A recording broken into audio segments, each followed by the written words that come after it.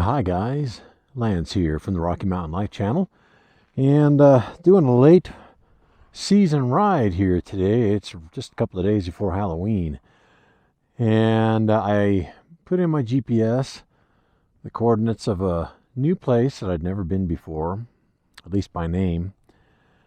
Followed it out here this morning, and where I've parked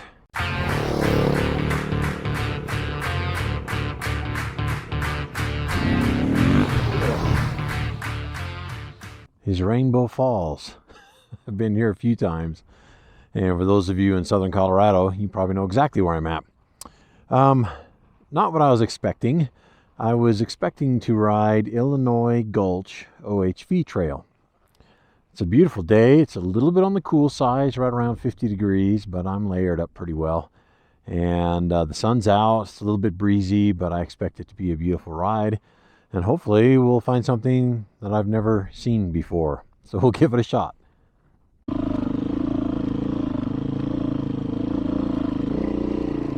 So apparently, Illinois Gulch OHV Trail is also known as Trail 344. And I have been down a big section of this a couple months ago when I was out here with my friend Tommy on his CRF 450L. We came down this, and I remember thinking it was fun, even if it was wide. So today I'm trying to go up it. It's very rocky through here.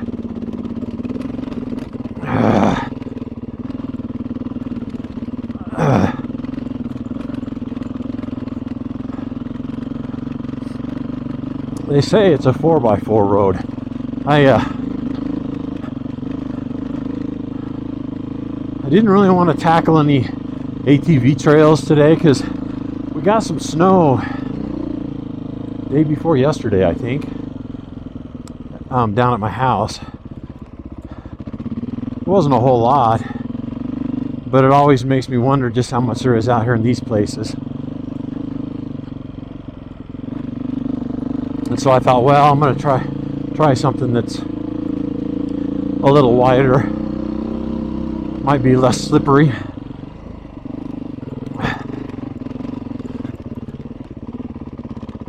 When I put the thing into my GPS this morning, it brought me out. You know, I could see it on the map, and I'm like, well, that's really close to Rainbow Falls. But it looked like it was a little further north, and I thought, oh, well, you know, it's just another area. This is a big place. So I didn't think a whole lot about it until it had me turn right into where I always park to unload to ride Rainbow Falls.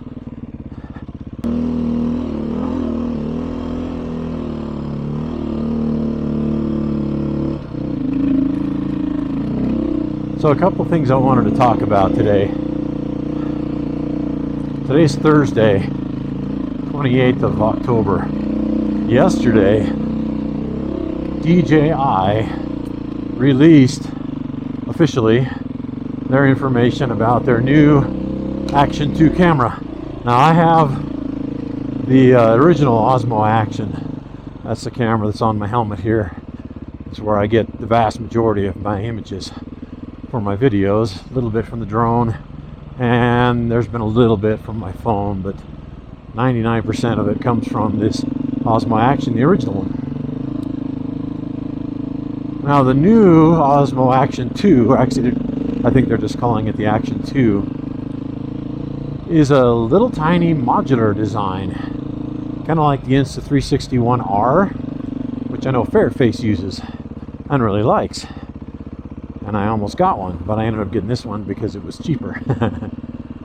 Now, I'm not going to go into specs and things too much about this new DJI camera because I don't know all of them off the top of my head.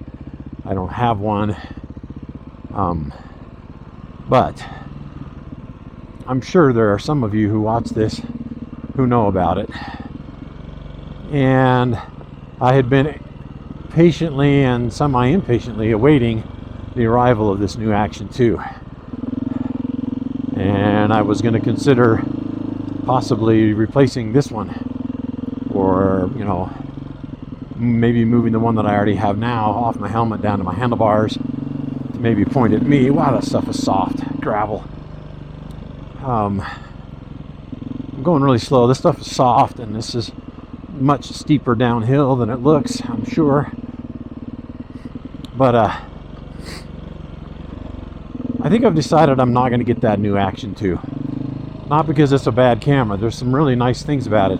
One of the main problems with this current one that I have is the field of view is not that wide. You don't see a whole lot out to the sides of me here, especially since I have the Rocksteady image stabilization turned on. That crops in a little bit to the image. The new one has 155 degree field of view. That's wider than any GoPro, including the new GoPro 10. It also has horizon lock, so I guess potentially you turn that on, and if I turn my head like I do like this or like this, the image doesn't rotate with it. The horizon stays level. Should help make things smoother, look better on the images. Those are the two advantages I can see. It has a new upgraded version of Rocksteady, which is the stabilization thing. Probably works a little better than this one, but I really haven't complained too much about this one at all. But what everybody's been talking about, based on what I've seen on YouTube, is everybody's all excited about 4K at 120 frames a second. Well, this current camera will do 4K at 60 frames a second. That's the maximum. Which is what I'm actually recording at today. I don't normally do that. I usually do 30 frames a second. I've kind of messed around with a lot of different settings on it over the year that I've had it. I, for a long time, did 2.7K at 30 frames per second. And then I did 2.7K at 60 frames per second. Today I'm doing 4K at 60 frames per second. Some folks are like, oh, well, the GoPro 10, you can record in 5K. That's true. But most people watch YouTube videos on their phones. Now, I tend to watch a lot on my phone. I watch a lot on my iPad, which is a bigger screen, 9.7 inches. And I also watch on my 75-inch 4K TV. A lot. So I'm kind of all over the place with what I watch, but the statistics say that the vast majority of people, something like 85% of all YouTube videos, are consumed on a cell phone. Well, on a cell phone screen, no matter what kind of phone you have, you're probably not going to be able to tell the difference between something that was recorded at 5K versus 4K. And I would venture to say, can't even tell the difference between something that was recorded at 2.7K and 4K, or even 2.7K and 5K. The only time it really matters on those super high resolutions is if you're going to zoom in on something, which I almost never do. Occasionally. I did one when I was in Crested Butte the other day. I zoomed in on a snapshot of part of my film footage, and it looked kind of crummy, and that's because it was at 2.7K. And there's certain limitations to these smaller sensors on these things anyway. But here's the downside to all this, from my perspective, from a creator's perspective. Let's just say, for example, that you are filming in 4K at 120 frames per second. That's going to be buttery smooth. It's going to be really good for fast moving things. And it's going to look great. But the file sizes are huge. 4K at 60, they're already massive. It takes me forever just to transfer them off the camera onto the phone. Saving things, when you finish editing your video and you go to export it, it takes a long time. They're just big, massive files. A lot of information and data to chew on. Which is one of the reasons I wasn't excited about the new GoPro 10 in 5K. Because I pretty much would guarantee I wouldn't actually record in 5K. It'd just make the file size too big. Now I have a 256 gigabyte micro SD card in my camera, so I'm not overly worried about running out of space on it. It's more like the file sizes when you're trying to manipulate them and work with them. And if most people can't tell the difference between a 4K video on a phone and a 5K video on a phone, then I don't see the point. What I do like about the new GoPro Hero 10 is it has a new processor in it. So from what I understand, hasn't been out that long, month and a half, maybe 2 months. But from what I understand, they finally fixed the laggy, freezing, non-recording issue. That's one of the things I've really liked about this original Osmo Action, is every time I push the record button, it records. It doesn't fail. It doesn't freeze up in the middle of it. I've never had it corrupt and lose any of my files. I have had the battery die in the middle of a record. And I think it happened once when I was riding the CRF 450. Well, actually, I don't think the battery died there. I think I just mistakenly pushed the record button thinking I was starting a recording when it was already recording, and I turned it off. Something like that. But as far as this thing crashing and stuff, it's never done it to me. And that was always my issue with the GoPros, because it's mounted to my helmet here in front of my chin. I can't tell if it's stopped recording. You know, I need it to work. I need to be able to push that button and just have it work. And there's really been no indication so far to think that the new Action 2 wouldn't do that. But it's a modular thing. It comes in pieces that you can fit together. The original camera, just a little square thing, it's tiny. Even though it has a big sensor in it. But it has 32 gigs of onboard recording space, but you can only use about 22 of it, because about 10 of it's used for the software and things for the camera. But you can also get an additional screen and battery pack that connects to the original camera, the main unit I might call it. And there's two options for that secondary piece. One is just a battery, and that battery gives you extra recording time.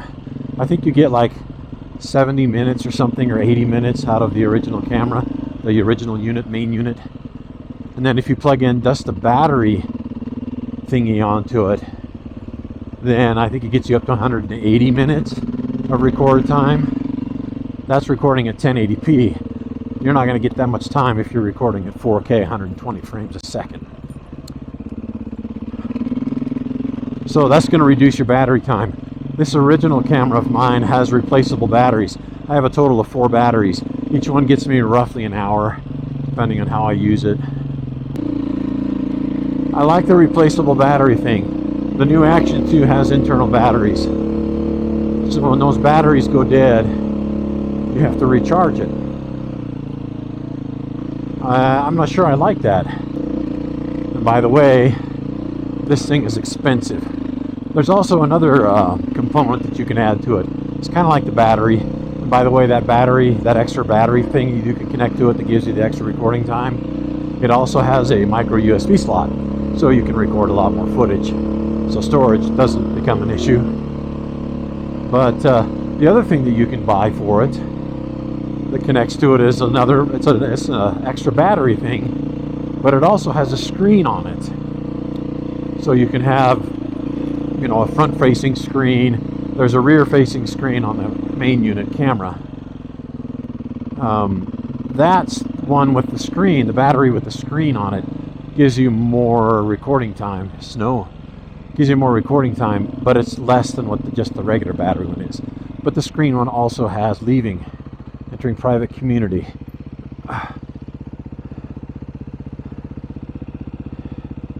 Huh.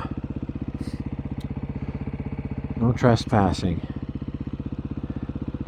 Well, I know I didn't go 19 miles. County road. This just continues on. Interesting. So let me finish my thoughts on that camera here, guys, while I'm sitting here. So that battery pack and the camera on the Action 2 is $519 showing up for a pre-order on Amazon right now. That's a lot of money. Last time I checked, you can get a regular Osmo Action, the original one, for $172 for about 220 bucks or so, roughly. Don't quote me on this too hard, but you can get a camera and some extra batteries like I did, and still get a really good 4K camera. You're not going to get as wide a field of view, but you're going to get a simpler package to work with. It comes with a little case, and then it fits all the GoPro mounts. So if you had like a GoPro 6 or something like that and you're trying to upgrade, or a 7, something like that, this might be a better choice than that new Action 2. So I do think I do have a camera on the horizon, but I don't believe it's going to be the new Action 2. All right, I'm going to figure out where I'm at and where I need to go here. But anyways, guys, I wanted to finish my thoughts on the cameras. I do have a camera that I want to get. I don't know when that's going to happen. Things are pretty tight right now financially. And of course, we're going into winter. That's going to be limited riding. But I do have a camera that I have my eye on that I want to get.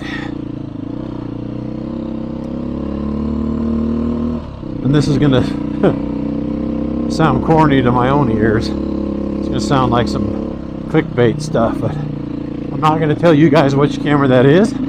I would like you to subscribe and keep your eye open for it. Again, I don't know when that's going to happen. Could be a little bit yet, but I'm hoping if it does what I think it should do, I'm hoping it'll add a lot of interesting stuff to my content. I hope. We'll find out. I don't know when the next adventure will be. Actually, I do have a pretty good idea. I'm coming up on the 1-year anniversary of getting this bike. It's less than a month away. So I'm going to do a 12-month review on this Beta 500R RS. And I'm going to give some thoughts about what I don't like about it and what I do, and sort of a summary as to, do I think I would do it all over again, knowing what I know now after having owned it for a year. That'll be coming up soon. So, as I always say, I will catch you on the next adventure.